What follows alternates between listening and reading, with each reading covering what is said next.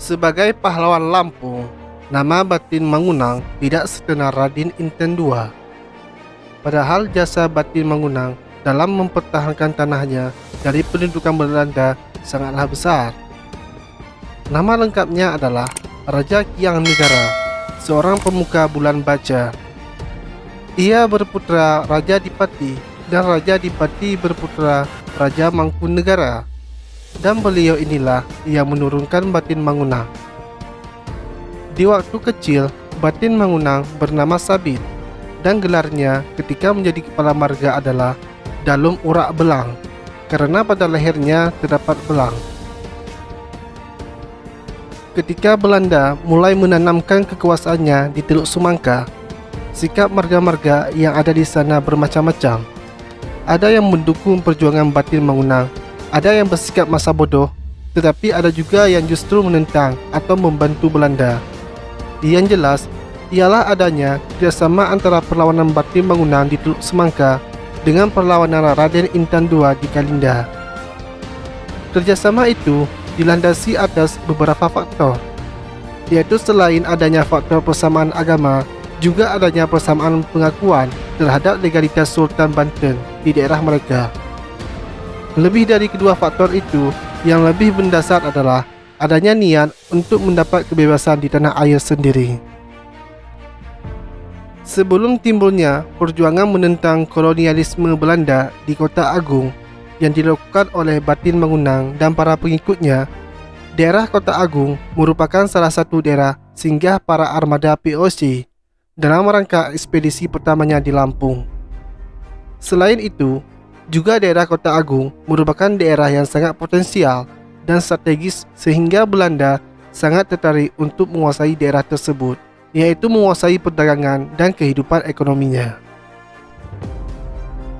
Upaya mencegah maksud kolonialisme Belanda tersebut telah memunculkan sebuah perjuangan di Kota Agung.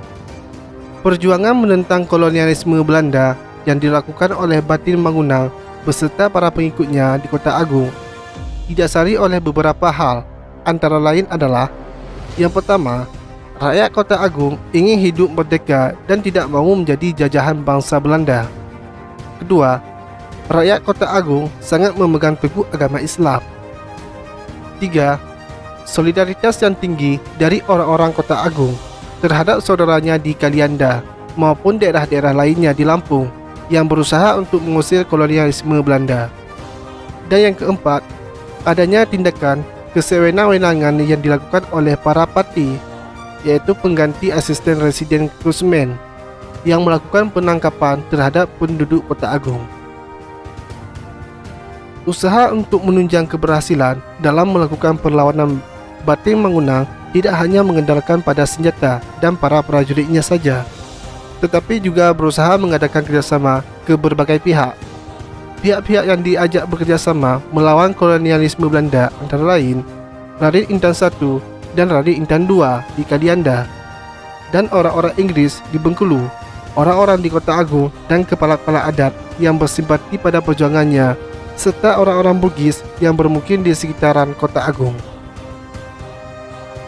Pertempuran pertama yang terjadi antara pasukan Batin Mangunang dengan Belanda terjadi di Kampung Muton di Teluk Betung. Pertempuran berawal ketika para kepala kampung di Teluk Betung merasa tersinggung dengan sikap yang kurang baik dari komandan pasukan Belanda di Teluk Betung. Oleh karena itu, kepala-kepala kampung mengadakan kontak dengan Batin Mangunang di Kota Agung untuk bersama-sama mengadakan penyerbuan ke markas Belanda di Teluk Betung. Hal itu ditanggapi secara positif oleh Batin Mangunang, apalagi sejak terjadinya penangkapan penduduk Kota Agung oleh Belanda dan keinginan Belanda untuk melakukan penangkapan terhadap dirinya. Batin Mangunang yang sebelumnya berhasil menyingkir ke Kampung Cunggu mulai mengadakan persiapan untuk menghadapi segala kemungkinan yang terjadi pada saat penyerangan. Adanya ajakan dari kepala kampung Teluk Betung merupakan pemicu semangat Batin Mangunang untuk melakukan penyerangan terhadap kolonialisme Belanda. Setelah persiapan telah selesai, berangkatlah pasukan Batin Mangunang dari Kota Agung menuju Teluk Betung. Dalam perjalanannya menuju ke Teluk Betung, pasukan Batin Mangunang mendapat bantuan pasukan dari Kelumbayan. Mereka melintasi pegunungan menuju Wairatai dan sampai di lembah Gunung Betung. Pasukan Batin Mangunang kemudian membuat perkemahan di Kampung Muton. Setelah kedatangan pasukan dari Teluk Betung, langsung bergabung menjadi satu dengan pasukan Batin Mangunang. Mereka kemudian menyusun rencana penyerbuan ke benteng Belanda. Tetapi sebelum penyerbuan terrealisasi, gerak-gerik Batin Mangunang ternyata diketahui oleh pihak Belanda. Oleh sebab itu, pada tanggal 6 Januari tahun 1828, Letnan Gertener sebagai komandan tertinggi Teluk Betung memerintahkan pasukannya yang berjumlah 32 orang untuk melakukan penyelidikan. Sesampainya di Kampung Muton, pasukan Belanda langsung mendapat serangan dari pasukan Batin Mangunang. Dalam pertempuran tersebut, pasukan Belanda melarikan diri, tetapi terus dikejar sampai ke benteng Belanda. Ketika sampai di benteng Belanda, ternyata kondisi benteng dalam keadaan kosong. Letnan Gertener dan anak buahnya sudah melarikan diri.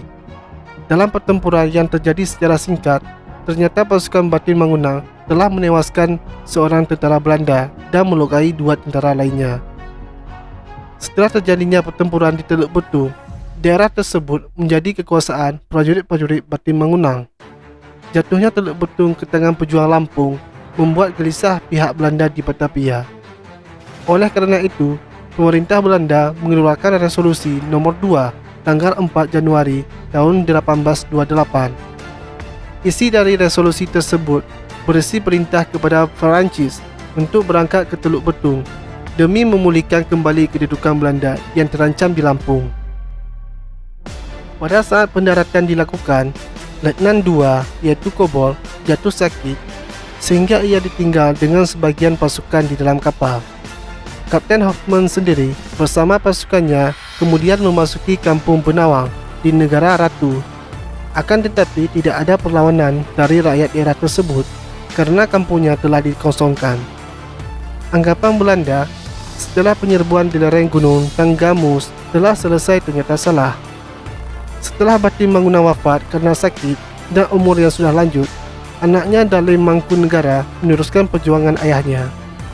Sikap Batin Mangunang yang tidak menyukai cara-cara diplomasi yang diajukan oleh pihak Belanda membawa keuntungan tersendiri, sehingga sampai akhir hayatnya ia tidak tertangkap ataupun terbunuh oleh kolonialisme Belanda.